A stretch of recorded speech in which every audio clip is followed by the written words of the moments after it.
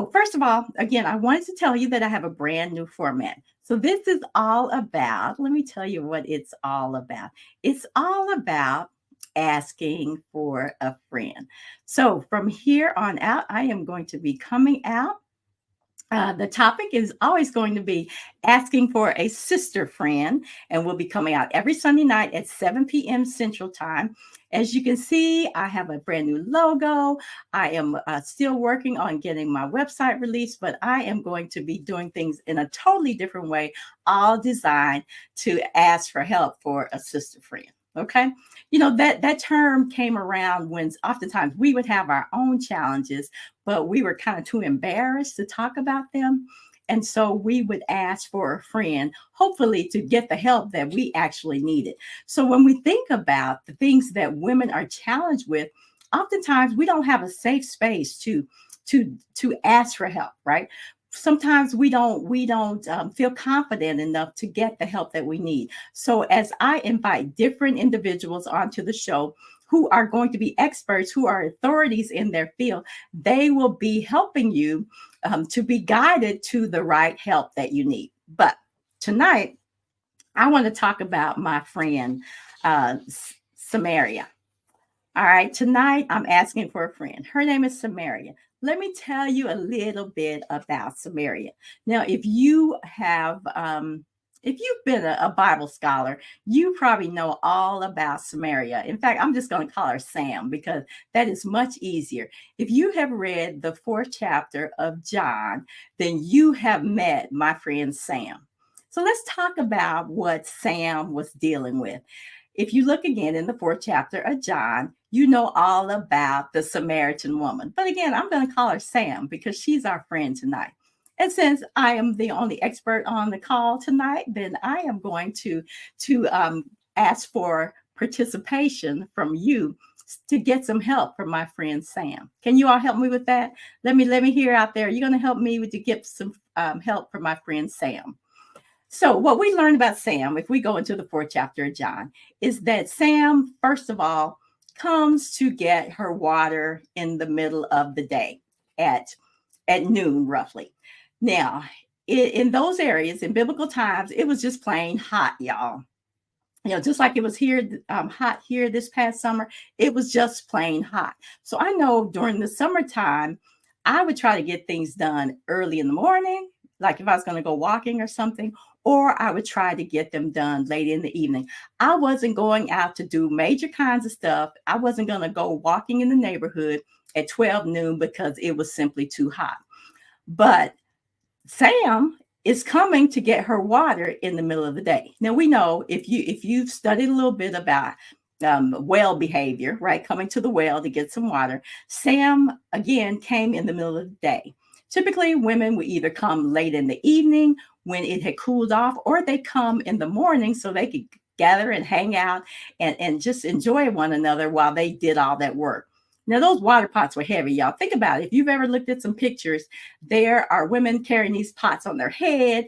They are carrying them, and they typically had to go quite a ways. You had to walk quite a ways. Well, anyway, Sam came in the middle of the day. So that's the first clue that something is going on with Sam. All right. Just so happens while she is there, she happens to run into guess who? We know she ran into Jesus. And he asked her a simple question. But there's some other stuff going on behind the scene if you really understand the fact that they were of two different races. We don't even have to go that far because, first of all, men couldn't talk to women in public, right? So here's Jesus talking to this woman and asking her something, and she's a woman and she's a different race. So that already creates problems for Sam, okay? Because she's like, why are you talking to me? I can't believe you be talking to me. Mainly because her people weren't thought of in a good light. Think about it in today's time.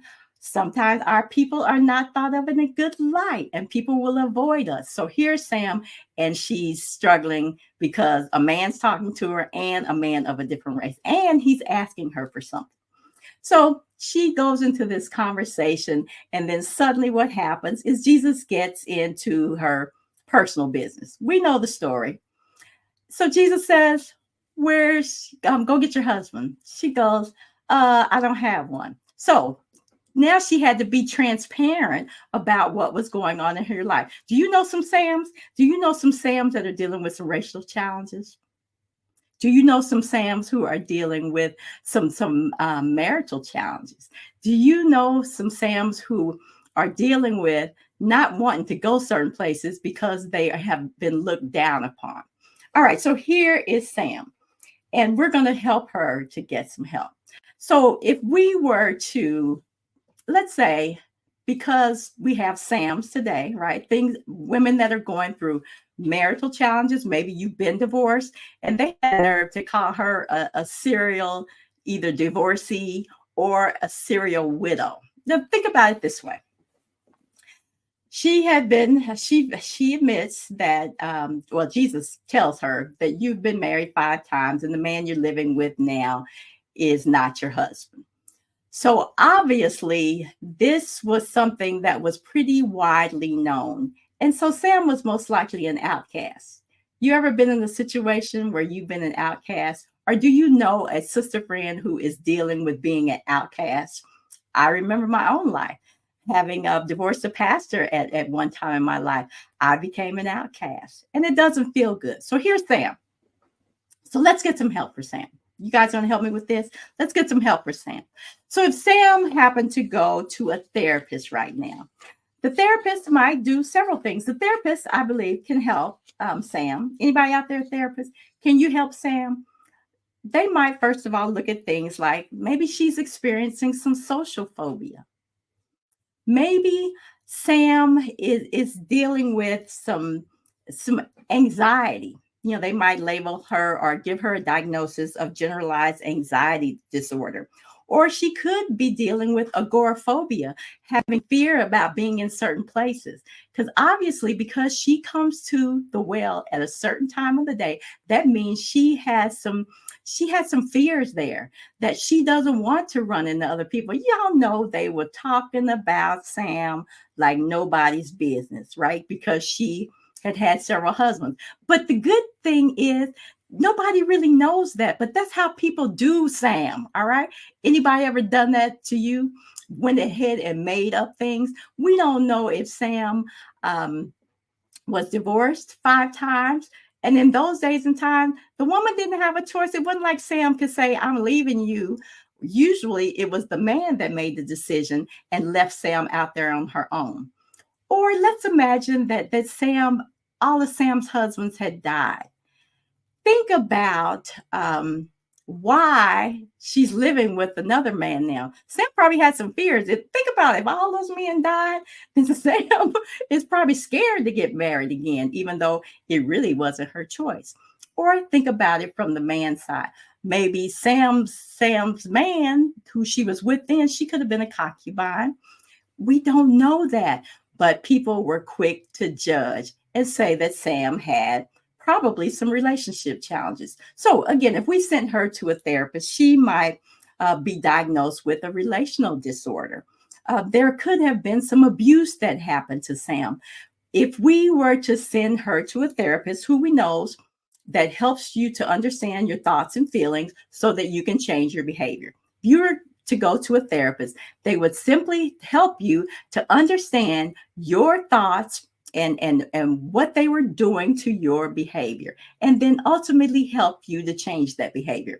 So again, if a therapist was working with Sam, perhaps what would happen is they would help her to maybe do some breathing exercises so that she wouldn't have that anxiety when it's time to go draw her water.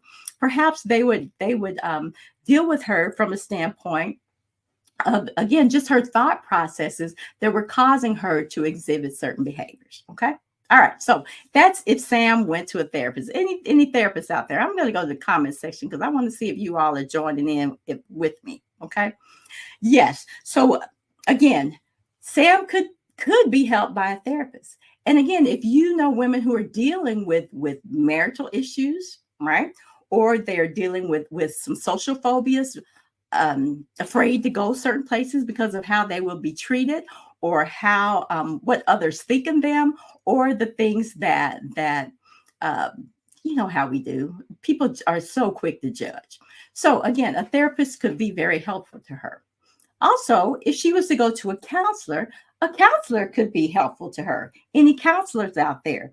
What would you help Sam with? Would you help Sam to deal with some of the shame that she's dealing with having had five husbands? And again, we don't know the reason for having five husbands, but again, she's probably dealing with a lot of shame. She don't want to be bothered with people looking at her funny. Y'all know how they do when people are talking about you. They look at you funny. They avoid you, and they get other people to do the same thing as well. Perhaps a counselor could have helped her with grief counseling. Again, if she had lost several of her husbands, she probably needed some grief counseling. Okay, they could have helped the man that she was currently living with. They could have helped her perhaps with some grief counseling, or maybe again, maybe it was divorce, and maybe she needed some divorce counseling. In today's day and time, there are a number of reasons that people go to counselors, because counselors typically help you to identify your goals and especially those current things that are happening in your life. So again, she may have been dealing with grief. She may have needed some counseling. Again, maybe she felt like that she was a sinner because that's what other people were accusing her of being. And again, maybe she was getting ready to be married to this man and she needed some premarital counseling. So again, even despite the things that Sam has going on, a counselor could help her as well. Now, what else could Sam do? Sam could actually go to a coach as well. And again, you all know that I am shifting and I am going to be working with therapists, counselors, and coaches so that any woman who is dealing with any of these kinds of things that Sam is dealing with, as well as the rest of the things that we deal with in our life, can have a place to go. All right, so let's say Sam went to a coach. Let's see what the coach could do for Sam. Maybe the coach is going to help Sam to work on her confidence level. You know, with all the things that she had gone through, she probably needed a little more confidence. Typically, what coaches do is they help clients to reach their ultimate goals.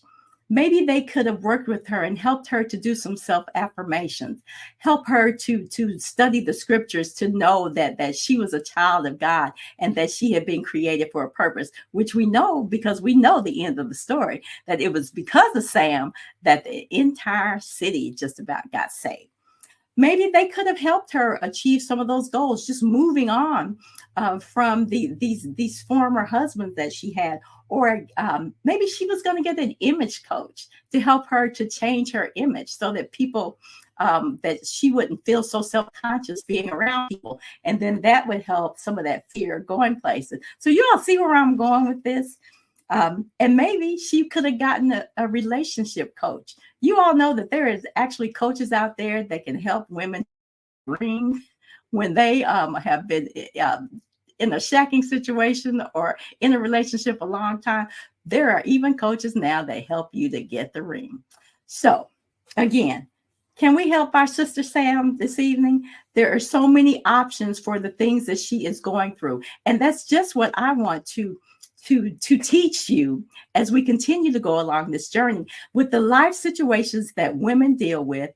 Again, Pearls Perfected Institute is all about transforming troubles that were meant for your bad into your blessed. And there